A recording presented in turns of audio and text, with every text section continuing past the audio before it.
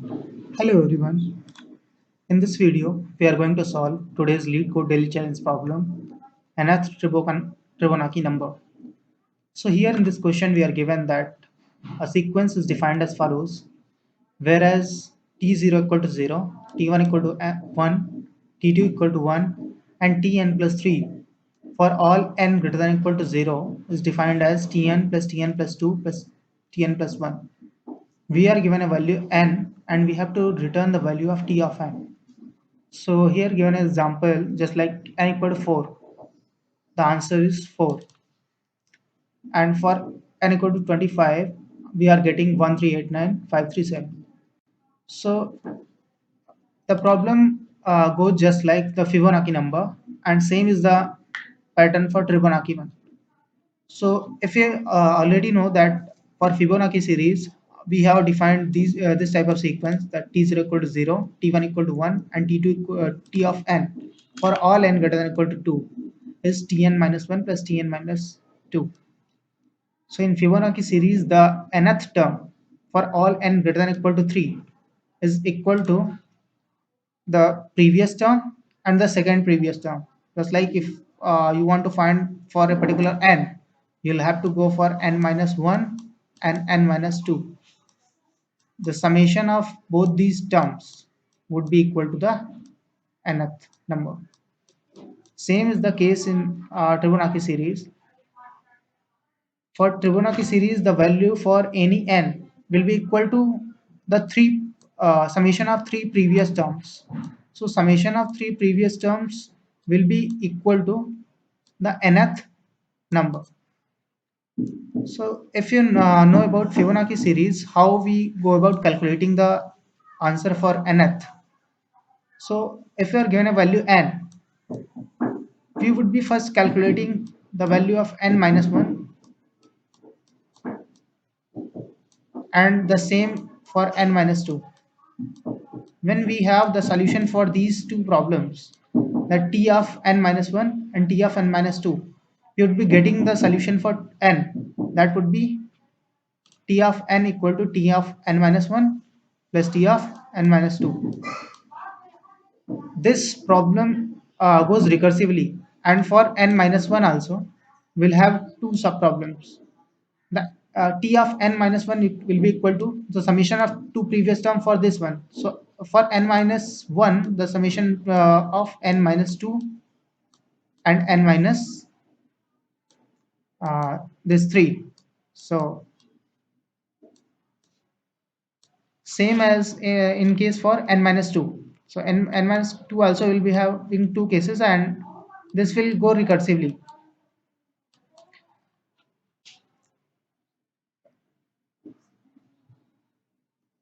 This is the case for Fibonacci series. For Fibonacci one, what we'll be having, the same will be extended. This problem will get an extension and we'll be having a third term, that is n minus 3. So we'll be solving this sub problem for n minus 1, n minus 2, n minus 3 recursively. And the base case for this problem would be t of 0 equal to 0. If n equal to 0, we'll be getting 0. If n equal to 1, we'll be getting 1. If n equal to 2, we'll be getting 1. This problem can be defined as recursion. So we can simply write the recursive formula for this one, and we can simply code it in a recursive fashion that I will show you later on. But yes, you can see that we have multiple subproblems here. Just like n minus 2 is calculated here also, n minus 2 is calculated here also. If in a single call n minus 2 is solved, then why should we go for calculating this n minus 2? Otherwise, if we had calculated already this n minus 2, then why we have to go for this n minus 2? Because the solution will be same for both these subproblems. We can memorize these values, the solutions for this problem for a particular value n, and we can use whenever recursively needed again. So when memorized, we'll have to call for a particular value n only one time, and we'll be getting our answer. So previously we had the time complexity of order of 2 to the power n. So why? In Fibonacci series, actually we will be having complexity of 3 to power n. That would be exponential, because at every step we are making 3 calls to the same recursion. Whereas when we memorize this solution for a particular value n, we'll be calling only for one time, irrespective of in whatever calls we are getting this value. So we'll be having a complexity of order of n. That's a good optimization over this particular problem, from exponential solution to the linear solution. Now, this particular problem can be seen as iterative one also. You can see here uh, what would be the sequence in the Fibonacci series. What would be the sequence? If we go about writing the sequence, we can write it here like first term would be equal to 0. The second term, let me, yeah, the first term would be 0, then second term as given 1, then 1, and then for this third term, that is t of n equal to 3, what it would be 3 minus 1, 2 t2 plus t1 plus t0. Summation of these three terms, summation of these three terms is 0 plus 1, that would be 2. And for the fourth term, we'll be having the summation for these three previous terms, 1, 1 and 2. We'll be having 1 plus 2 equal to 5, and the series will go on. 5 plus 2 plus 1, that would be 8. So the series will move on just like this. What we can infer from here is that for a particular value n, if we have already calculated the values for previous three terms, we can just use it in a loop and we can calculate the value for a particular n. We'll see how it will be done. The time complexity for this approach also would be order of n only, because we'll be calculating value of t of n only for a single time. If we are clear at this point, now let's move on to the code, and the when we'll code it will be better clear. First, I will be writing a recursive solution. For the recursive one, we should first define the base cases, that if n equal to 0, we should be returning 0. If n is less than or equal to 2, we'll be returning 1. For this case is for n equal to 1 and n equal to 2. And for the rest of the cases, we should actually call this function for n minus 1, n minus 2, and n minus 3.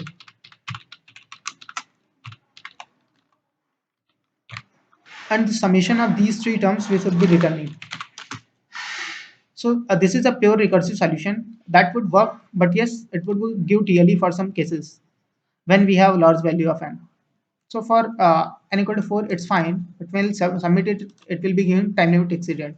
Why so? Because currently the complexity of this code is exponential. So yeah, for n equal to 35, it's making 3 to power 35 calls. That would not suffice for the test case to run. We can do here is we can memorize the solutions. We can define some memorization for what's the boundary for n equal to 37. We should take it like this. So we can memorize it here, just like memorization of n would be n. And if we have already calculated this particular value, we should be returning this value n. Now the complexity would reduce to order of n and the code should run fine for all these test cases. Yes, but as we know that recursion takes a lot of space in memory, we should be actually writing it as a iterative solution. So if we go for iterative version of this, what we can do, we can just take advantage of this particular array what we mentioned here, and we can declare initialize the value for base cases from of 1, then for 2 it would be not 2 equal to 1, and for all other cases, just as we saw earlier, for n we should be actually writing this memo of n equal to the sum of three previous terms, memo of n minus 1, n minus 2, and n minus 3, right? So ultimately, in memo of n would be getting our required answer. So we should be returning memo of n. We can submit it and see if it works. Yeah, there is some problem for value equal to 4. So memo 0 is 0, 1 is 1, then 2 is 1. And for I equal to 3 to n, we're be getting n minus 1 plus n minus 2. No, memo I. We should be writing actually memo I minus 1, memo I minus 2, and memo I minus 3. So now it would actually work. Let's submit it.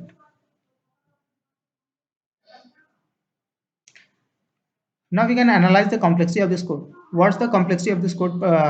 So complexity of this code is, if we are talking about time complexity, then it's time complexity is order of n. But what's the space complexity? The space complexity is also order of n. And why? Because space depends on the number of inputs. Here we have declared a constant space of 38, but if we are requiring for more than this will depend on this particular value of n. So space complexity is order of n. Can we reduce this space complexity to order of 1 constant space? Yes, we can do. Look here, that we are utilizing only previous three terms and we are not bothering about what terms we had there for the rest of the values of n. So why should we store all these values meanwhile? If we require only three values, so at a time we require three values, so we should replace these values with a single constant values. I'll be initializing for a, it would be 0, the first term, second term b equal to 1, and then third term c equal to 1. And now what we can do, for I equal to 3 to n, we can just calculate the value of for this particular value I. What it would be? It would be the summation of previous three terms. What these terms are? A, b, and c. So value of for this particular I will be a plus b plus c. And now what? How should I update these three values? Now if we have sequence like 0, 1, 1.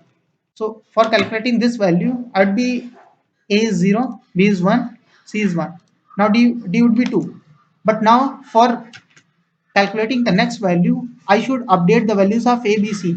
A should be updated to B. Whatever B it was, it should be now A.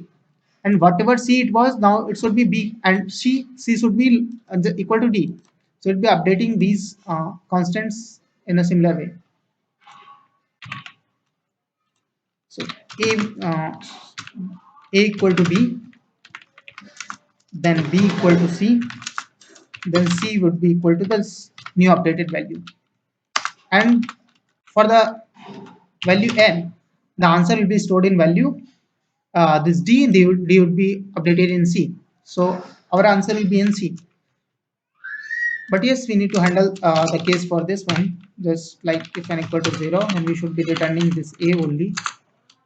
If n equal to 1, we should be returning this B.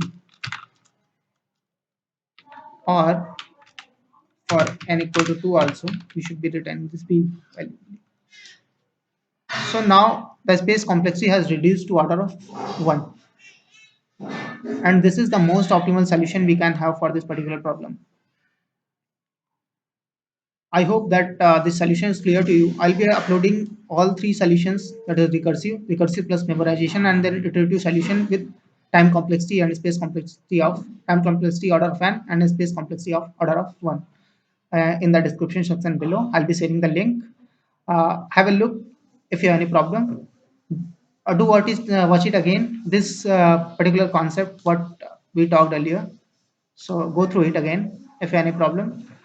Okay, thanks for watching. See you in the next video.